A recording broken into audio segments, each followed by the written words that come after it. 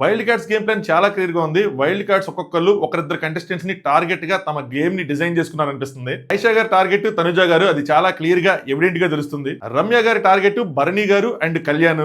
మాధురి గారి target Kalyan and Divya.